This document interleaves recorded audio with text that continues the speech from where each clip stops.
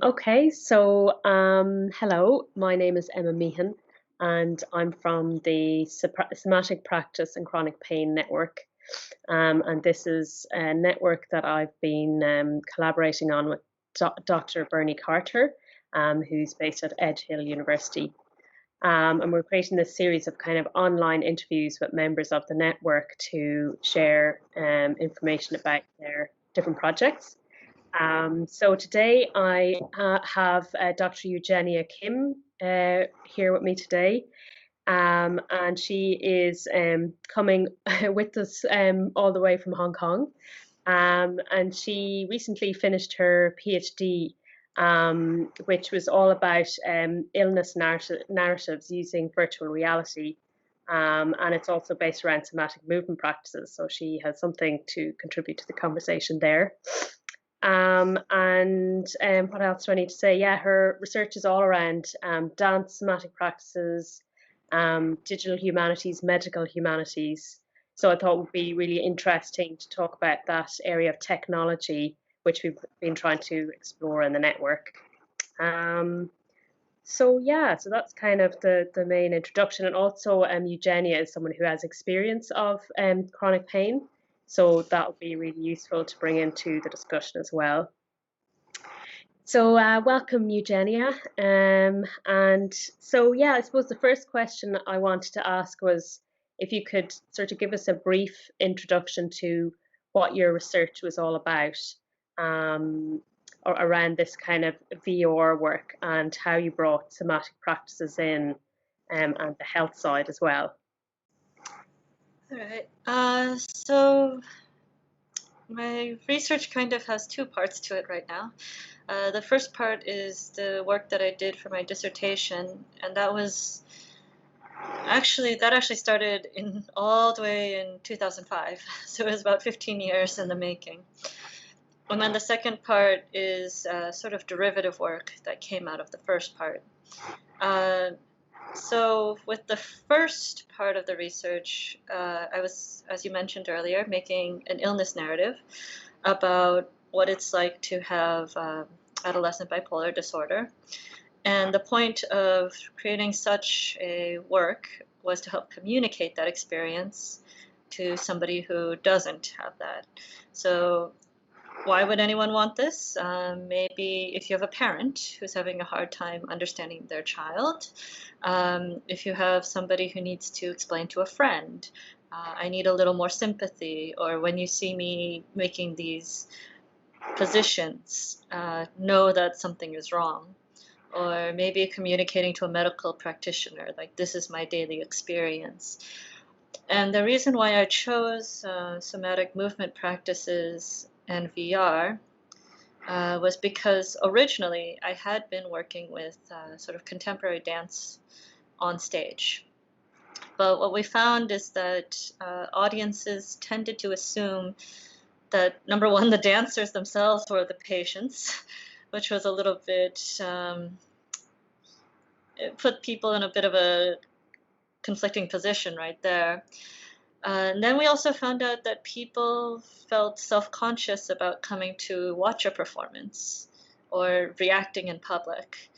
And, you know, we tested these dances with both patients and non-patients. And we found that patients that we talked to usually understood fairly quickly. But for whatever reason, a lot of non-patients, they got too wrapped up in like small details, like the song or the specific movement or the costuming or the stage setting. So the nice thing about VR is that it's immersive and it ensures a certain level of privacy. And so you can therefore create this alternate reality. So if you as a patient experience something in a way where your actual reality is not what you are, I guess, sensing, so to speak, then with VR you can create that environment. And then for the somatic movement side, the approach that I wanted to take was that everyone, well, not everybody, but a lot of people tend to think of mental illness as being all in the mind. but a number of mental illnesses, including bipolar disorder, actually have physical symptoms or manifest physically in the body. So I thought to myself, well, in that case, there's certain poses or movements or gestures that might be maybe more universally understood.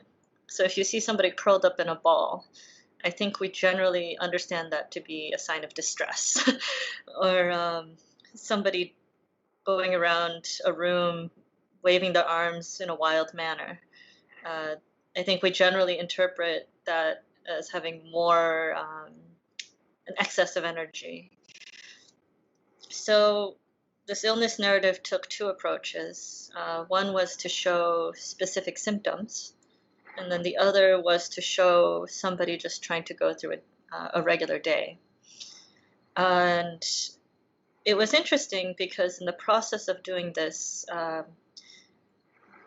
I ran into the issue of ethics because the impact of VR on the psychologically speaking, it goes a bit deeper than I think we have yet to fully understand. So there's a lot of talk about sort of the ergonomics or motion illness, but not so much about, say, the impact that watching very distressing material might have on somebody. And I got to witness some of this. So, for example, some of my figures were life-sized. So for some people, that made everything more relatable. But for other people, it actually scared them because there's this thing like coming at them like this. And it's interesting because right now there's a number of VR researchers looking into this. So, for example, at the Interaction Design Lab at the University of Melbourne, because they do things like VR therapy for youth mental health, they are very mindful of this kind of effect. For myself, in response to this issue, I decided to make a derivative work, which is a VR experience that is calming, soothing, and meditative, and also makes use of somatic movement. And for that, I went down to Swinburne University of Technology, where Kim Binks and John McCormick are, just because they're not only very, very, very experienced with motion capture, but also very, very, very experienced with dance, and working with somatic practitioners.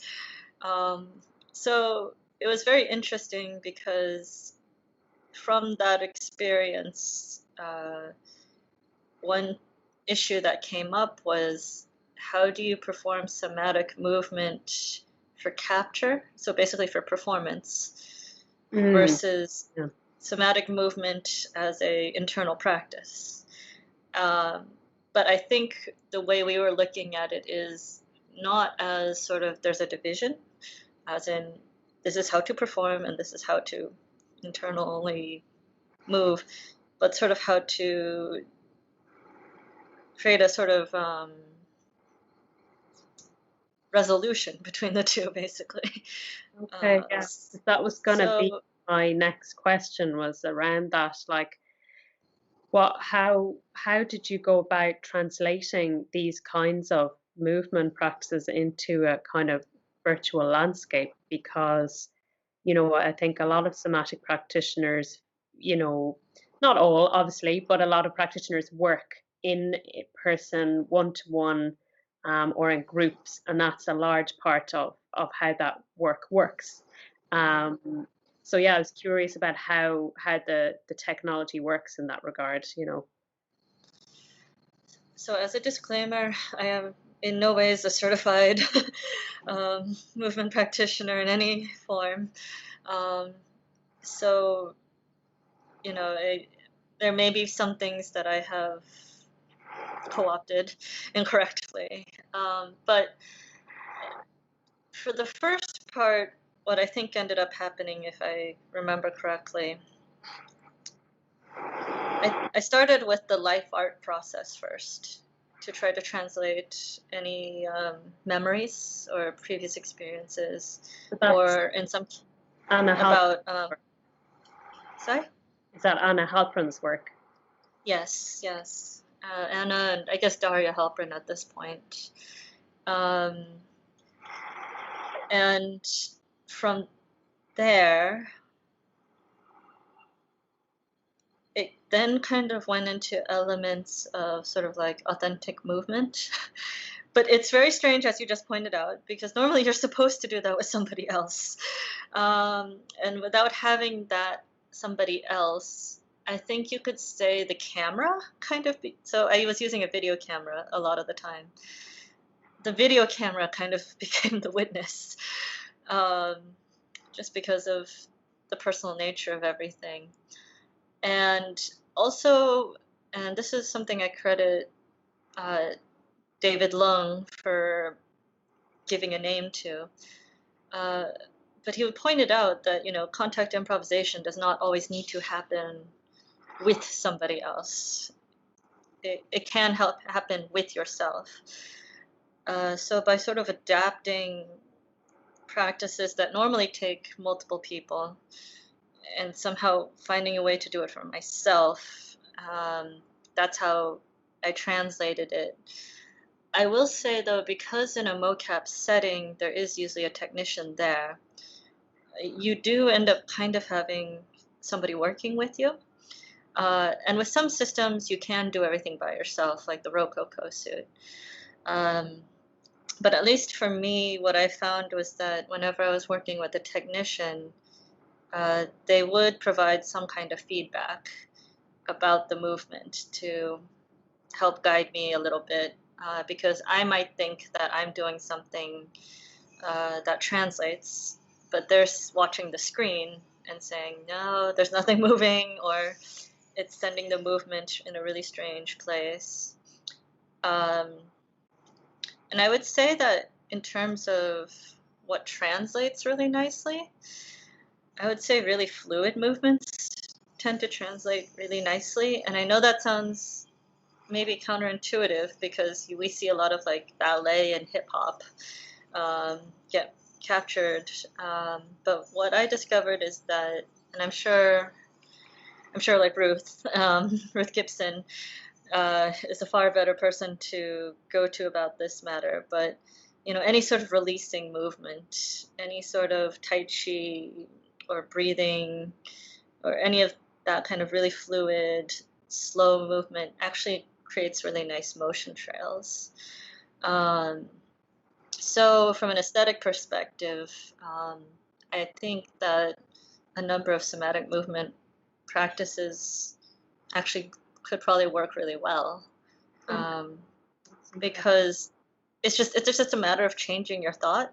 If you move away from the thought of getting perfect poses and you look at more at the motion, and again, Kim Binks and then also Steph Hutchinson, they've been talking about this for quite some time. There's some written publications about it. Yeah, once you change your mindset towards that, then actually motion capture makes a lot of sense. So yeah. In terms of, I know in the network, the idea is working with people who live with persistent pain. Do you think this approach could also support people living with chronic pain? I think it depends on the use, like how or why it's being used. So I'll separate the technologies out really quickly between motion capture and VR. So the tricky part about motion capture is if you're doing it with the intention of really performing. What I found, both when I was working on my dissertation and then when I was in Australia, is that in the moment, the movement feels really great. But because you're really performing it, the sort of pain bill comes later. So after you finish performing, there's this sort of exhaustion and then this big basically I had to go home and rest for a very long time. So if you're talking about motion capture for performance, I don't think it's necessarily the best thing. Now, I think, and this is an idea that I was working on in a residency here in City Contemporary Dance Company. If you're sitting at home and you can't leave the house because it's just too exhausting or something, but you really want to have someone else guide you through some movement, or you want to follow along to some pre-recorded movement, but you want to have the sensation of being there, then having a Connect setup or a basic mocap suit and just like gently following along and kind of maybe getting some feedback through the mocap. Uh, that's probably a better way to actually use it without um, causing like a pain flare up. Okay. Uh, and I think what VR does is, so for me, VR is just one way to visualize motion capture data. And what I like about VR is that it's a really nice way to escape. So AR will always remind you of your surroundings in one way or another because you'll see it, right? But with VR, between sound and hopefully haptics, um, eventually we'll get to the point where you could really potentially transport yourself somewhere else. And I think that level of distraction is also really important when you have chronic pain, um, because sometimes that's that's what you need more than anything else. You just need to be able to forget. Yeah.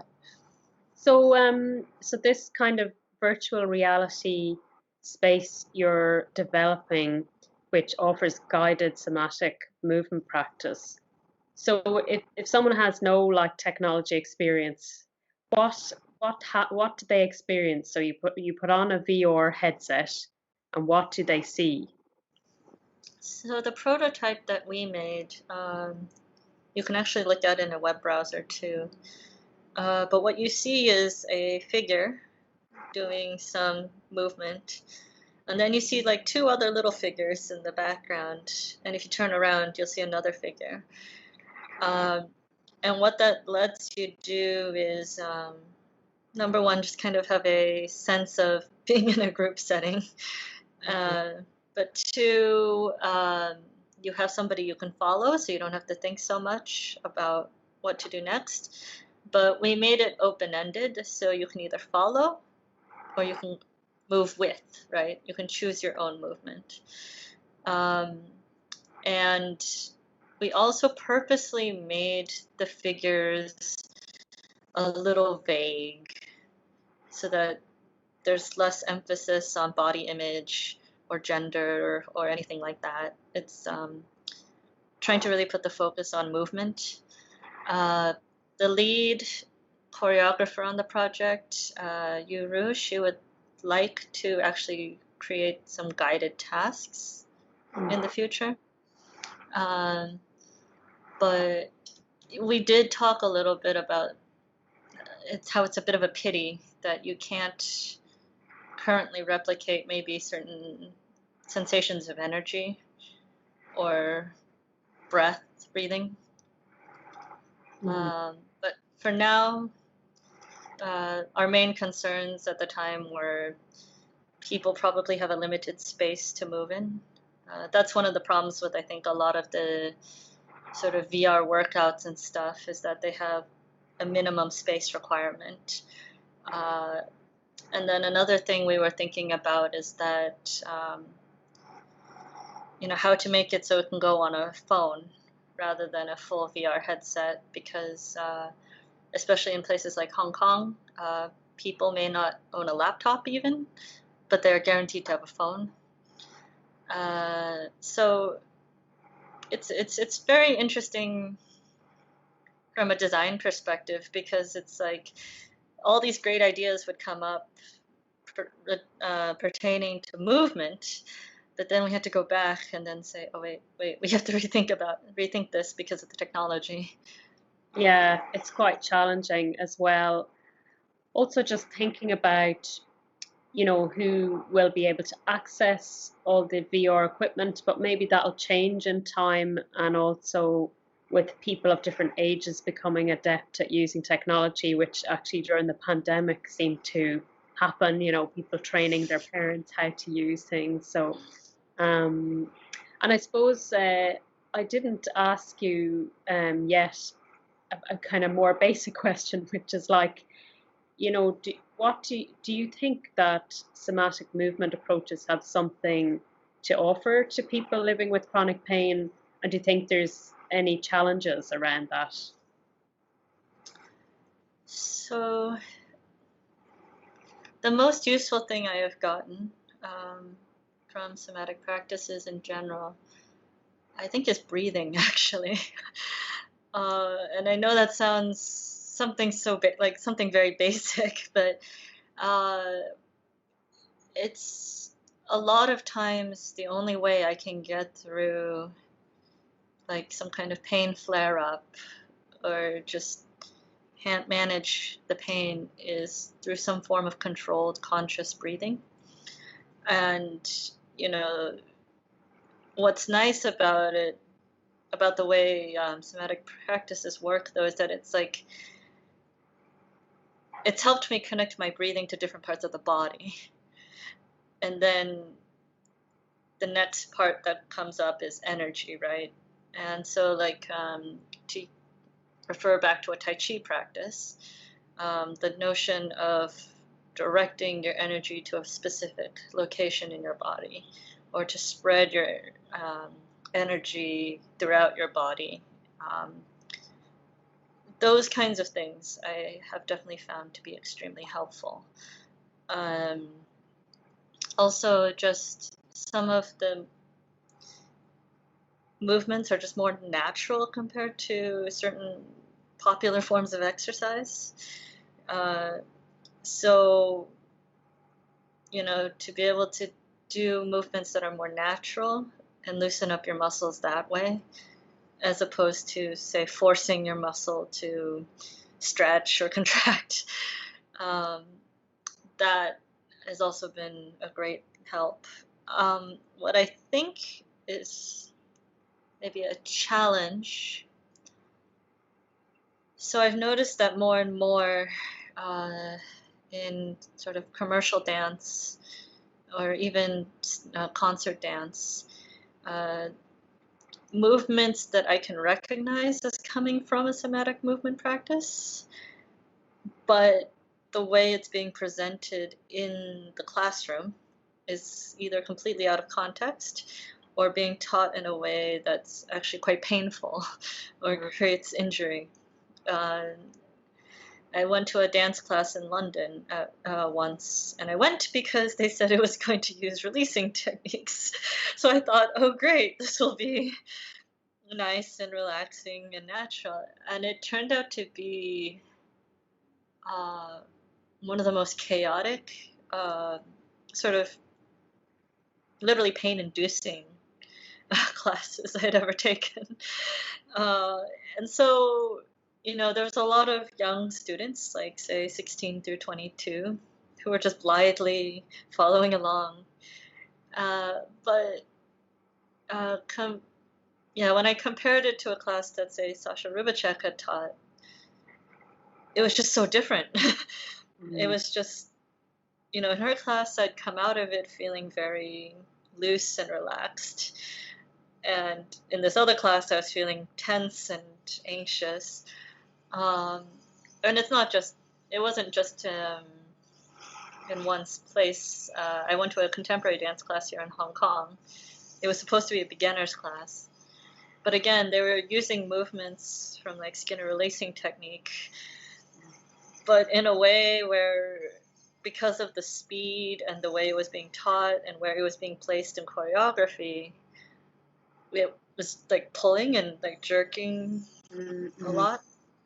So I would say that for people like myself or other people who are not, really, who don't have the time to go get properly trained and certified in a practice, uh, it would be really helpful to know when something is being presented uh, in the appropriate manner, Mm. and then when something is not, basically. That's a really good point. Yeah, and of course, just because you would see the word somatic in a workshop, it mightn't actually, it would work differently for different groups. So I suppose it's worth always identifying, yeah, for example, how it's going to work for someone living with pain. And, it's something that many dancers experience. It's like, it feels quite important. Yeah, so that's interesting. And also just thinking about how we might tailor specific somatic approaches for people living with pain, I think would be really useful. Yeah. I mean, I avoided contact improvisation jams for the longest time because, at least in the cities I was in, it was kind of like a showcase for showing off virtuosity and doing really complicated partner work. Um, and so I felt really sad uh, later on when I met people who were approaching contact improv from a different direction and realizing, oh, for all these years, like there could have been this quite, nice practice to engage in. So yes, I don't know how that educational component can be addressed, but Oh, that's really interesting. Yeah. Um, and I suppose if time allows, one last question. Do you have any? So I know you came to the last network workshop, and I was wondering, do you have any memory or provocation or question that stands out to you that you want to mention? so first of all, I want to say it was a really great group of people. I learned a lot that day. Um, and things like the body mind centering exercise was very eye-opening and effective. But the questions that I left with was that one, I could still sense a bit of divide between technologists, artists, patients, and medical practitioners. And related to that thought, I was really grateful for, I guess, Dr. Carter's, was it Dr. Carter? Yes. Her presence, Professor, because I should say, but she likes to be called Bernie. Bernie, I was just really grateful for her presence because, we were all getting very deeply engaged in the content. And she was the first person to notice that I had gone beyond my pain threshold that day. And it's interesting that she was the first because we had a number of people there who work with um, people in pain, right? With patients. So what that reminded me was that between the divide of different experts and the fact that out of all these people, Bernie was the one to notice right away. Uh, Basically, that in the quest for new ideas, it's easy to forget basic needs and facts. And I think the most basic thing is that at the center of all this are the patients. Um, and they really need to have a strong voice in this because I think it's easy to assume that because the theory of a particular practice says something should work, Mm. uh, it's easy to assume that, okay, therefore it must work, when maybe in reality it might need modification.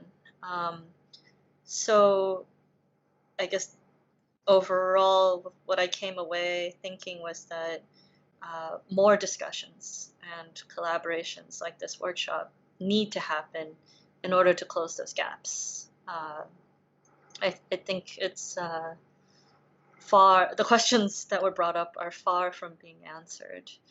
And if anything, I think more dialogues need to take place. Brilliant. Yeah, thank you for that. And I suppose the limitations of the network for me are, that it's, and maybe what has been great about it is that it's an opportunity to bring people together, but it's not a research project in itself. And what's exciting is the next step would be to actually figure out what we need to extract, what's useful, like matching um, pain management with somatic practices, with the voices of people who live with pain, to actually make a research project to try out, to test things and see what works and what doesn't work. I feel like there's a lot of work to do. It feels like the start, really. I agree. I think, but I mean, I think the team has been well curated. I think it's excellent that, for example, it's not just being led by one person from one discipline or another discipline. The fact that there's this co-leadership and that a variety of individuals are being brought in. I think at least that sets a good foundation for everything. Right. Well, thank you for your time. That's been so interesting to hear your perspective, and also just to understand more about the technology and what's possible. So thanks. Yeah. Thank you. See you soon. All right. Bye-bye. Bye.